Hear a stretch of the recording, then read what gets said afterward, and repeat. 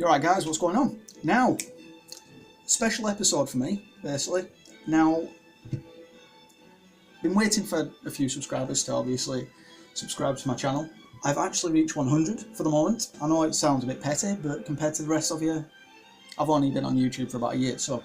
But, end of the day, 100 subscribers, which to me is a very, very big milestone. And I said, basically, when I get to 100 to you guys, that I would do a basically question for basically you guys to answer. And what I'd do, all those answers I would put into a tub and basically tally up. And what I'd do is pick a random name out of that tub, and you will get a goodie box off me of basically retro gaming goodies and bits and pieces that you can basically use yourself or put in your own collection or do what you want with, basically. Now, that's what I'm going to do, but I'm not going to tell you the question until after this video, because it's also a pickups video. Now, before I do start the pickups, I just want to say to all you people that have subscribed to my channel, absolutely fantastic, you're awesome. It's that simple. It's been awesome being on YouTube for just over a year, and the support has just been through the roof. It's that simple. Now, to all the people that are watching this that haven't subscribed, please do, because you'd be doing me an awesome favour. If you don't subscribe, like it and share it at the very least. That would be fantastic for me. Now, onto the pickups, and then I'll ask you the question. But the pickups are basically consist of DVDs and PS2 and N64. Now, I don't have that many N64 games to begin with, so this is kind of like only kind of a short list to my collection, really. And the plan is basically to obviously buy what I see or that I can get hold of. But it's also the money scenario where I'm looking at, because as we all know, N64 games tend to be fairly dear when they do, just because of the software and the hardware that they wrapped in, basically. But, you know, I've managed to pick a couple up, and I'm going to show you them now. First of all, though, I'm going to show you basically this. Now, basically this is my wife's, the reason it's pink, but the reason that I bought this is because we're going on holiday this coming Friday, and the idea is for I can make my phone last at least a day and a half, 2 days, if that. Now, my wife not so much. She does generally kill her phone within, I'd probably say, the space of 8 hours, because obviously she plays games and stuff like that. But I've been trying to figure out a way to basically extend that battery life while we're actually on holiday. Now, we're only going to a caravan, but we still need the power, simple as. So, what I've done is I've bought a battery pack, or a power bank for the actual phone, which is worked by USB. And what she can do, she can stick that on a set of keys. It's a bit big to stick on a set of keys in my view, but it's got a key ring on it, so I'm guessing that's what that's for. What I do, I'll probably stick it in a bag while we're out, and then obviously she can just hook the thing up. So it'll give her at least, on here it does specify 3 to 5 hours, so let's hope it lasts that long.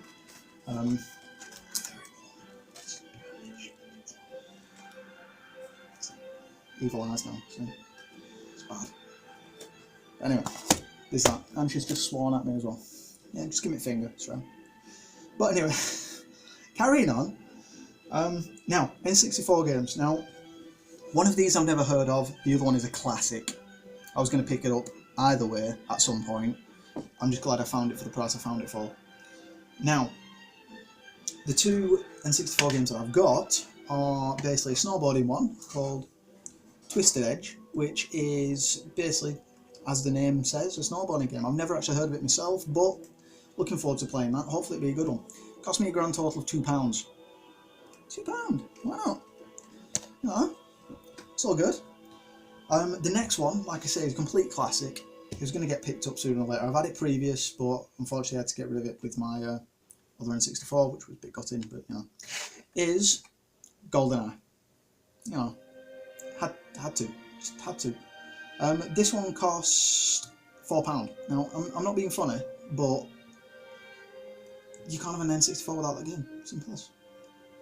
It's that simple. You know, need to be. Anyway, now the PS2 one,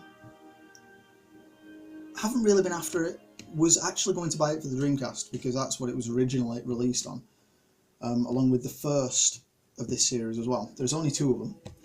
Hoping they kind of remaster it or at least kind of remake it at some point, because I think it'd be good as a remake. The games in question, like I said, this is the second one, and it is Shadow Man: Second Coming. Bought this for 75p, as you can probably see down there. Yeah. And if I'm honest, the first one was awesome. I had it for the Dreamcast back in the day when I ended up buying my Dreamcast when I moved out. And I loved it, basically. Didn't get a chance to complete it though, so it'd be nice to kind of go back.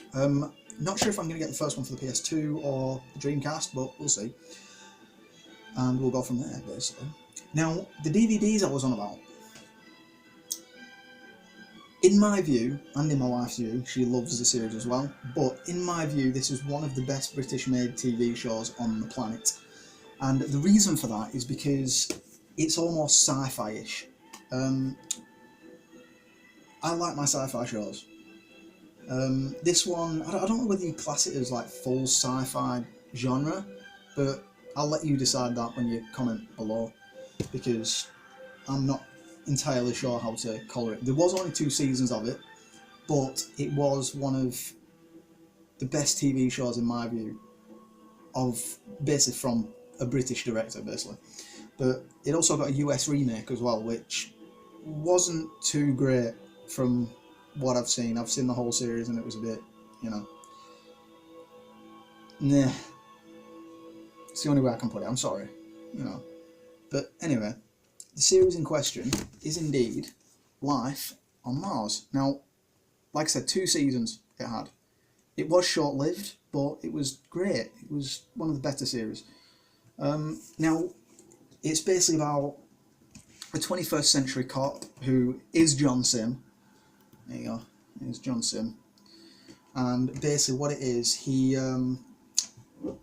basically gets hit by a car while inspecting some crime scene, and basically when he wakes back up, he's in the 1970s. By far one of the best TV plots I've ever come across, because when it happens he plays the most confused man known to man, and it's just weird. Same with the US one, it does exactly the same, only as far as I'm aware the US one only lasted 1 season. It did end, but it's a completely different ending to what that is, so if you wanted to go and watch both of them, do. Just because the US one wasn't that good, I'm not going to suggest you don't go and watch it. It is a pretty good series, and some of the storylines that were in the original, in the UK one, which is that one, are actually in the US one as well, so it's good to see kind of the same storyline but from a different kind of plot point. It's quite impressive. But yeah, it's one of those series that if I like it, I'm pretty sure you guys would like it, if I'm honest. But like I say, if you haven't seen it, go and watch it, and if you haven't watched the US version of it, go and watch that as well, because that's awesome. Now, that's all my pickups for now, but what I'm going to do is basically 100 subscribers. Like I said at the beginning of the video, I'm going to basically throw a question out there, see what I get come back up on my comments list, and what I'll do is I will send you a small box of goodies for whoever wins or whoever gets picked out, basically. That's the plan, anyway. Now, I've kind of thought long and hard for this. This has been going through my head since I kind of suggested the idea, but I've not really thought about it in depth. Now, I've come up with a question.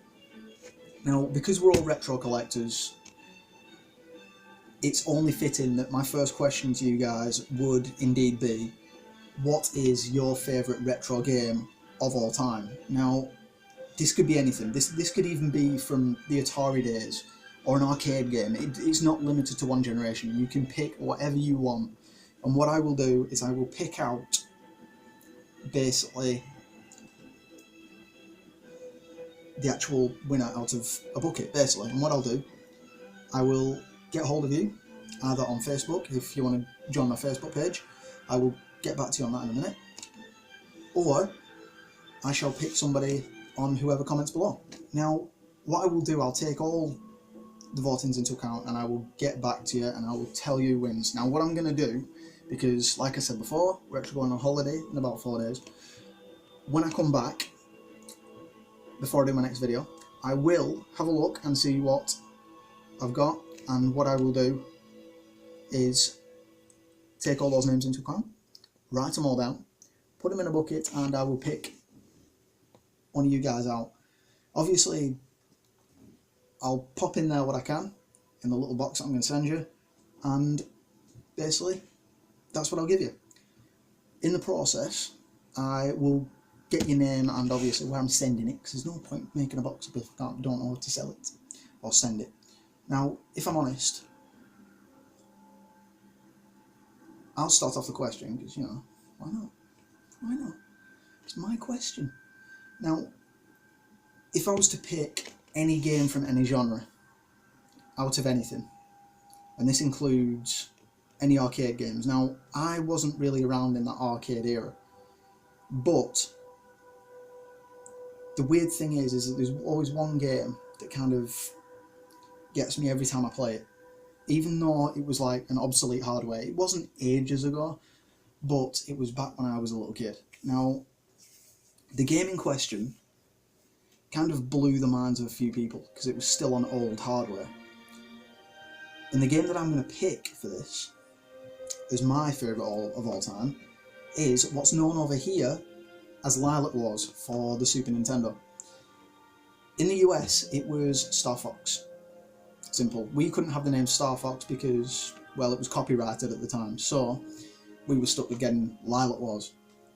Now, if I'm honest, Lilac Wars was the sequel to the one on the Super Nintendo, which was the one for the N64, and it kind of blew my mind because it was one of those games that you didn't expect to come off the N64 hardware. It was one of those games, but first time I played it, I was pretty hell-bent on keeping the game. Unfortunately, it wasn't my game to keep, so yeah, I was a bit gutted about that, and I didn't have an N64 myself, so gutted.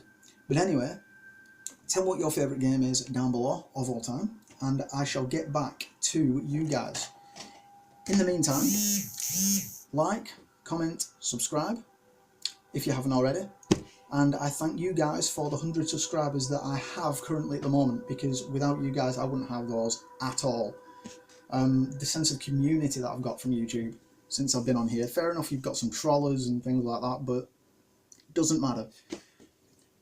The community outweighs all that, if I'm perfectly honest, and it's just one of those scenarios. I've made a lot of friends on here as well, which is always good. It's always good to make a few friends from just out of nowhere, and the sense of community that's been supportive is proven with the people that subscribe to my channel. So thanks very much for watching, guys, and here's to many more subscribers.